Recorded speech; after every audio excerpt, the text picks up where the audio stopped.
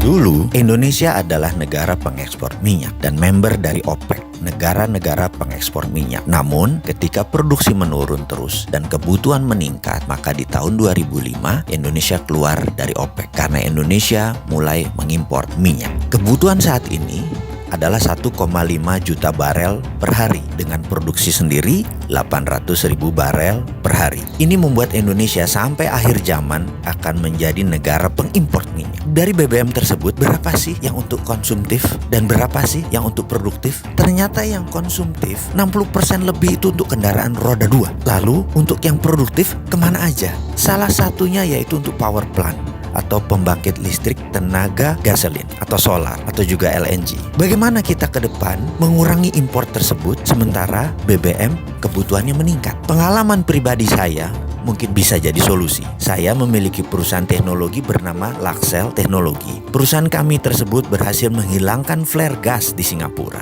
Kami memiliki surat resmi dari pemerintah Singapura, dari Shell, dan dari Mobil Oil atas suksesnya menghilangkan 5 flare gas dan menjadi zero flaring. Dengan teknologi ini, bagaimana kalau kita membuat dua hal dengan satu tenaga? Kita menjadi negara pertama di dunia yang berhasil menghilangkan gas suar bakar atau flare gas, dan kedua adalah kita menjadi negara yang mendukung lingkungan hidup, yaitu fight global warming. Kita tahu bahwa saat ini ada lebih dari 700 mm SCFD flare gas dibakar setiap harinya di 8 provinsi di Indonesia, terbesar di wilayah Sumatera dan di Blok Cepu. Sekali lagi, flare tersebut dibuang percuma. Kalau dinilai dengan uang, maka nilai 700 mm FCFD itu adalah 5 triliun rupiah per tahun yang kita buang. Kedepan mengapa kita tidak memanfaatkan sampah ini? Flare gas tadi jugalah yang membuat Indonesia dalam statistik global warming lingkungan hidup dunia memberikan kontribusi penyebab panas bumi lebih dari 5%. Saya jamin dalam 5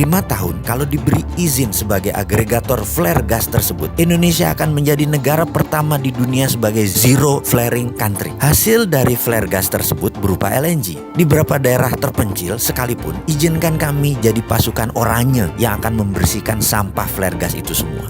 LNG-nya bisa masuk PLN. Energinya PLN kan masih kurang. LNG tersebut bisa PLN beli dengan harga murah dan distribusikan ke pembangkit listrik tenaga gas atau pembangkit listrik berbasis gasolin, biasanya juga dual combustion, bisa pakai gas, bisa pakai BBM. Ditambah lagi ada 18 power plant di Indonesia Timur yang pakai BBM yang bisa diganti gas. Untuk ini ada kelebihan yang lainnya. Pada saat regas gas LNG tadi, ada dingin terbuang kira-kira minus 170 derajat Celcius yang bisa kita tangkap untuk dibuat cold storage untuk ikan. Cold storage tadi untuk meningkatkan hasil nelayan di mana energinya gratis. Tentunya cold storage tadi disiapkan oleh pemerintah. Hal itu semua akan mengurangi import gas 5 triliun per tahun. Juga PLN mendapatkan LNG. Apa syaratnya untuk itu semua? Cuma 2, yaitu PLN menerbitkan GSA, Gas Sales Agreement, dan negara kasih izin flare gas agregator. Semoga ide ini bermanfaat.